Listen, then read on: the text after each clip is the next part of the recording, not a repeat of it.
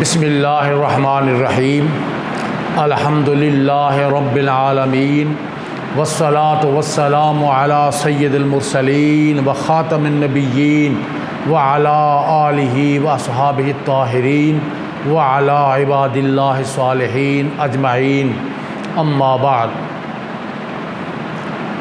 ہمارے ملک پاکستان کے حالات تقاضا کرتے ہیں کہ ہمارے ملک میں کسی بھی شر انگیزی اور انتشار پھیلانے کی اجازت نہیں ہو سکتی۔ ہم بہت خطرناک حالات کا شکار ہیں۔ ہم مزید کسی انتشار و خلفشار کے متحمل نہیں ہو سکتے، لیکن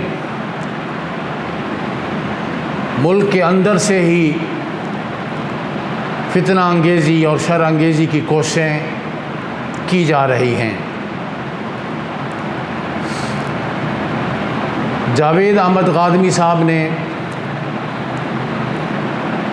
فتنہ قادیانیت کو، جسے امام المسلمین مامور من الرسول حضرت سیدنا پیر مہر علی شاہ رحمۃ اللہ علیہ نے اپنی علمی طاقت سے اور روحانی قوت کے ساتھ دفن کر دیا تھا، اب جاوید احمد غامدی صاحب نے اس کو پھر سے کھڑا کرنے کی کوشش کی ہے۔ میڈیا کے ذریعے انہوں نے اسی موقف کو اور اسی نظریے کو جو مرزا قادیانی نے پیش کیا تھا بیان کرنا شروع کر دیا ہے۔ میڈیا ٹاک میں انہوں نے کہا حضرت شیخ محی الدین ابن عربی رحمۃ اللہ علیہ نے فتوحات مکیہ میں لکھا ہے کہ حضور آقا حبیب نبی محمد پاک صلی اللہ علیہ وسلم کے تشریف لانے کے بعد بھی کوئی نبی آ سکتا ہے، لیکن شریعت نہیں آ سکتی، نئی شریعت نہیں آ سکتی۔ یہی موقف، یہی بات مرزا قادیانی نے کہی تھی، اور حضرت سیدنا پیر مہر علی شاہ رحمۃ اللہ علیہ نے اپنی شورا آفاق کتاب سیف چشتیائی میں اس کا مکمل اور مدلل جواب دے دیا۔ اب پھر سے اس قادیانی فتنے کو اٹھانے کی کوشش کی جا رہی ہے۔ پہلی بات تو یہ ہے، حضرت شیخ محی الدین ابن عربی رحمۃ اللہ علیہ عالم اسلام کی بہت ہی زیادہ معتبر اور مستند علمی دینی شخصیت ہیں۔ قطعاً انہوں نے یہ بات نہیں کی، ان کے اوپر بہتان تراشی کی گئی ہے، یہ بہتان عظیم لگایا گیا ان کے اوپر۔ وہ بات کر رہے تھے کہ حضرت سیدنا عیسیٰ علیہ السلام کو زندہ آسمان پر اٹھایا گیا اور اسی طرح زندہ آسمان سے زمین پر اتارا جائے گا۔ اس پس منظر میں گفتگو کرتے ہوئے ان کا کہنا تو یہ ہے کہ جو انبیاء علیہ السلام گزرے ان میں سے کوئی دنیا میں آ سکتا ہے، لیکن اپنی نبوت کے ساتھ نہیں آئے گا، اپنی شریعت کے ساتھ نہیں آئے گا۔ اگر آئے تو حضور محمد نبی پاک علیہ الصلوۃ والسلام کی شریعت کا پابند ہوگا، جیسا کہ حضرت عیسیٰ علیہ السلام نے آنا ہے۔ ان کا موقف اس حدیث پر بھی مبنی ہے کہ آقا کریم علیہ الصلوۃ والسلام نے ارشاد فرمایا کہ اگر آج موسیٰ علیہ السلام بھی زندہ ہو کر دنیا میں آ جائیں تو ان کے لیے سوائے اس کے کوئی چارہ کار نہیں کہ مجھ محمد کریم صلی اللہ علیہ وسلم کی اتباع کریں اور میری شریعت کے پر عمل کریں۔ اس کو سامنے رکھتے ہوئے صرف ان کا یہی کہنا ہے کہ انبیاء صاحب کا میں سے اگر کوئی دنیا میں آ جائے تو وہ نبی کی حیثیت سے نہیں آئے گا، نہ ہی اپنی شریعت ساتھ لے آئے گا۔ اس کو باطل تعویل کر کے اور غلط طریقے سے دھوکہ دیا گیا، مسلمانوں کو دھوکہ دینے کے لیے اس کی غلط تعویل کی گئی ہے۔ حضرت محی الدین ابن عربی الشیخ رحمۃ اللہ علیہ تو فرماتے ہیں فتوحات مکیہ ہی میں یہ عرض کروں گا، ایک کاش کے غامدی صاحب نے پورا مطالعہ کیا ہوتا۔ وہ فرماتے ہیں کہ حضور نبی مکرم علیہ الصلوۃ والسلام کی بعثت شریفہ کے بعد کوئی نبی نہیں آ سکتا نیا۔ اللہ تبارک و تعالی نے نبوت کا دروازہ بند کر دیا ہے، سد باب فرما دیا ہے ساری مخلوق کے لیے، کوئی اور نبی نہیں آ سکتا۔ آپ نے جو ارشاد فرمایا کہ نبوت کے کمالات، آقا علیہ السلام کی نبوت اور نبوت کا مقام اور نبوت کے کمالات قیامت تک جاری ہیں، اس سے یہ غلط تعویل کہ اس کا مطلب یہ ہے کہ نبوت کا سلسلہ جاری ہے، یہ بالکل غلط ہے۔ اس کا مطلب تو یہ ہے کہ جب حضور محمد مصطفیٰ صلی اللہ علیہ وسلم کی نبوت کا مقام اور ان کے نبوت کے کمالات قیامت تک جاری ساری ہیں، تو پھر قیامت تک اب کسی اور نبی کی ضرورت ہی نہیں، کسی اور نبی کی قطعاً کسی کو ضرورت نہیں۔ اللہ تبارک و تعالی نے ضرورت ہی ختم فرما دی ہے اور نبوت کو تمام کر دیا اور نبوت کو مکمل کر دیا آقا محمد پاک علیہ السلام کی ذات پاک پر۔ غامدی صاحب یہ بھی کہتے ہیں کہ خاتم النبیین کا ایک معنی انہوں نے بیان کیا اور یہ لفظ کہا کہ بھی نبی تو اور آ سکتا ہے مگر نئی شریعت نہیں لا سکتا۔ اس پر بھی غور فرما لیں۔ مرزا قادیانی جس کی وہ ترجمانی کر رہے ہیں، جس کی وہ اتباع کر رہے ہیں، وہ خود کیا دعویٰ کرتا ہے؟ اس کی کتابیں دیکھ لیں، کاش غامدی صاحب نے اس کی کتابیں پڑھی ہوتی، نزول المسیح اس کی کتاب، اس کو دیکھ لیں۔ وہ یہ دعویٰ کرتا ہے کہ میں نئی شریعت لے کر آیا ہوں، میں نئی نبوت لے کر آیا ہوں اور نئی شریعت لے کر آیا ہوں۔ واضح طور پر اس نے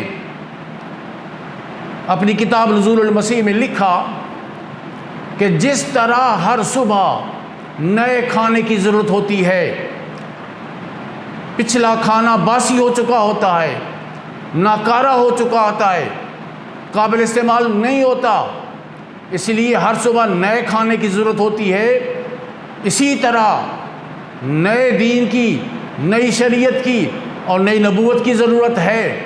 یہ واضح طور پر اس نے لکھا ہے۔ اور اس نے لکھا ہے کہ جس طرح آقا محمد نبی پاک علیہ السلام تشریف لے آئے دنیا میں، تو ان کے تشریف لانے سے پہلے ادیان اور پہلے نبیوں کی شریعتیں منسوخ ہو گئیں، اسی طرح میں آ گیا ہوں اور میرے آنے سے دین محمدی بھی منسوخ ہو گیا اور محمد پاک صلی اللہ علیہ وسلم کی شریعت بھی منسوخ ہو گئی۔ گویا میرا دین چلے گا، میری شریعت چلے گی۔ تو کیا کہیں گے غامدی صاحب؟ برملا بتلائیں، اظہار فرمائیں، اعلان فرمائیں کہ وہ تو یہ نئی شریعت کا دعوے دار ہے، نئی نبوت کا دعوے دار ہے۔ لہٰذا یہ بات بھی عرض کر دوں کہ دوسری بات وہ یہ کہتے ہیں کہ خاتم النبیین کا معنی یہ بھی مرزا قادیانی نے بیان کیا تھا، جو اب غامدی صاحب اس کو اٹھا رہے ہیں۔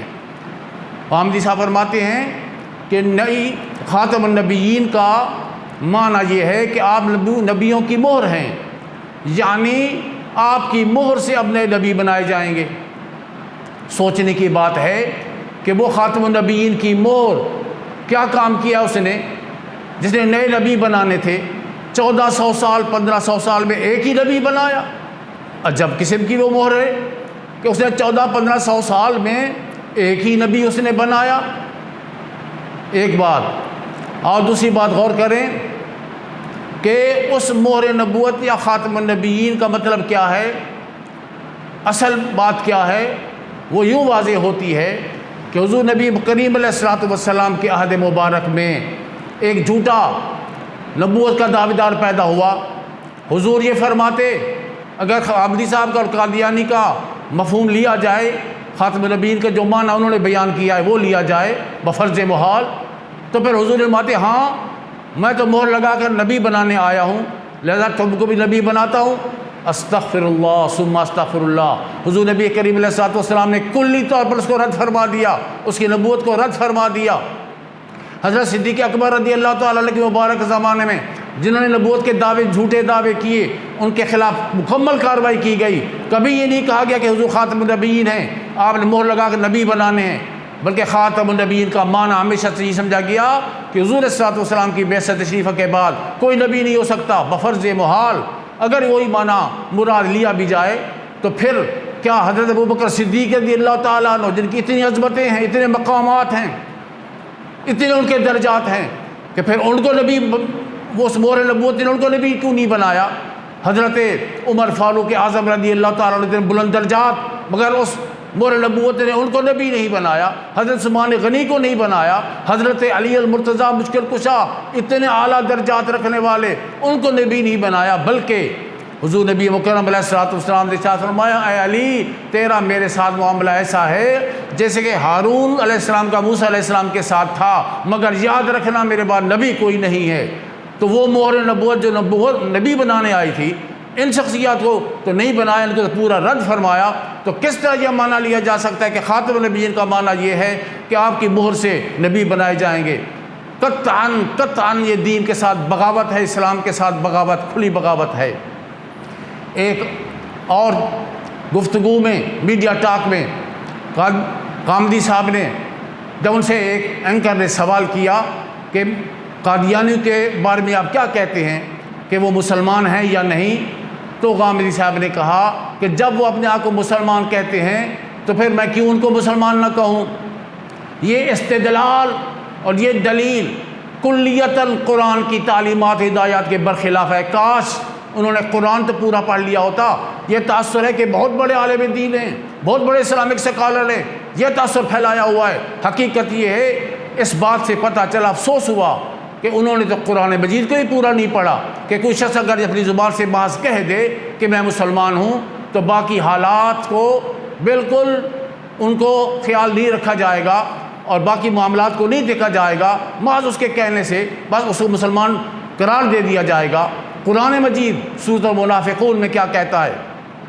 سورۃ المنافقون کی پہلے آیات دیکھ لیں۔ اللہ تبارک و تعالیٰ کا ارشاد ہے کہ اے پیارے نبی صلی اللہ علیہ وسلم، جب آپ کے پاس منافق آتے ہیں تو گواہیاں دیتے ہیں، کہتے ہیں ہم گواہی دیتے ہیں کہ آپ اللہ کے رسول ہیں، گویا قسمیں کھا کھا کر اپنے مسلمان ہونے کا اعلان کرتے ہیں، اپنے اہل ایمان ہونے کا اعلان کرتے ہیں، مگر خدا تبارک و تعالیٰ فرماتا ہے واللہ یشہد ان المنافقین لکاذبون، اللہ گواہی دیتا ہے کہ منافق جھوٹے ہیں۔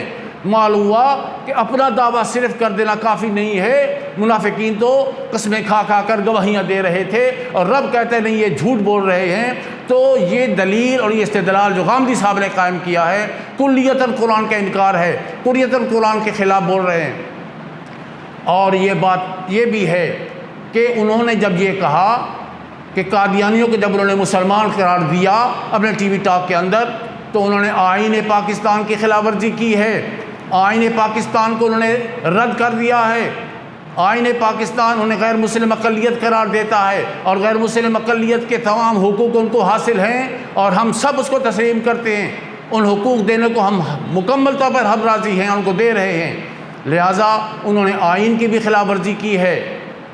تو لہٰذا میں یاد کرتا ہوں کہ قامدی صاحب، ہم چونکہ صوفی مسلک کے لوگ ہیں، یعنی صوفی مسلک کے اندر کسی کی بے ادبی نہیں کی جاتی اور کسی کی بدخواہی نہیں کی جاتی، لہٰذا میں خیرخواہی کی بنیاد پر جناب قامدی صاحب سے عرض کرتا ہوں کہ وہ اپنے ایمان کا حفاظت کریں، اپنے ایمان کا تحفظ کریں اور اپنے ایمان کو بچانے کی کوشش کریں۔ کاش کہ وہ قرآن مجید کا مکمل مطالعہ کریں اور دینی کتابوں کا مکمل مطالعہ کریں، حضرت شیخ ابن عربی رحمۃ اللہ علیہ کی کتابوں کا بھی مکمل مطالعہ کریں۔ بہت ممکن ہے کہ وہ اپنا ایمان بچانے میں کامیاب ہو جائیں۔ اور یہ بات بھی عرض کرتا ہوں کہ جناب قامدی صاحب آئین پاکستان کے وفادار رہیں، آپ پاکستان کے وفادار رہیں، پاکستان کے آئین کے خلاف بات کی ہے آپ نے اور یہ بات بھی قابل قبول نہیں ہو سکتی۔ ہم پاکستان کے وفادار ہیں، آئین پاکستان کے وفادار ہیں، لہٰذا آئین پاکستان کا تحفظ کرتے ہوئے یہی کہا جائے گا، یہی ایک موقف ہے، اس میں قطعاً کوئی دوسری رائے نہیں ہو سکتی کہ حضور محمد پاک صلی اللہ علیہ وسلم کی بعثت سے کے بعد کوئی نیا نبی نہیں آ سکتا۔ حضرت عیسیٰ علیہ السلام، حضرت ابن عربی علیہ رحمت کو اتنا بڑا اگر مان بھی لیا ہے تم نے تو پھر یہ بھی تو مانو انہوں نے زریعت بنت برطملہ والی حدیث کو تفصیل کے ساتھ بیان کیا ہے کہ وہ یہ ثابت کرتے ہیں احادیث کے ساتھ، دلائل کے ساتھ، کہ حضرت مسیح ابن مریم علیہ السلام وہ زندہ آسمانوں پر اٹھائے گئے اور قرب قیامت میں زندہ وہی آسمان سے زمین پر اتریں گے، لیکن اپنی نبوت کے ساتھ نہیں، اپنی شریعت کے ساتھ نہیں۔ یہی ایک ہمارا ایمان ہے جو مسلسل آج تک اسی پر تمام عالم اسلام متفق ہے، اور یہ اجماعی عقیدہ اور ایمان ہے۔ اور حضور علیہ الصلوۃ والسلام کی بعثت شریفہ کے بعد کوئی نیا نبی نہیں آ سکتا۔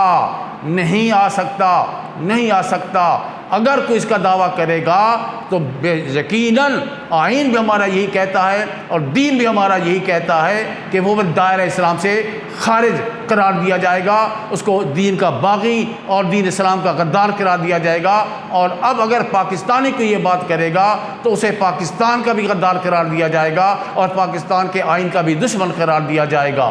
وآخر دعوانا ان الحمد للہ رب العالمین۔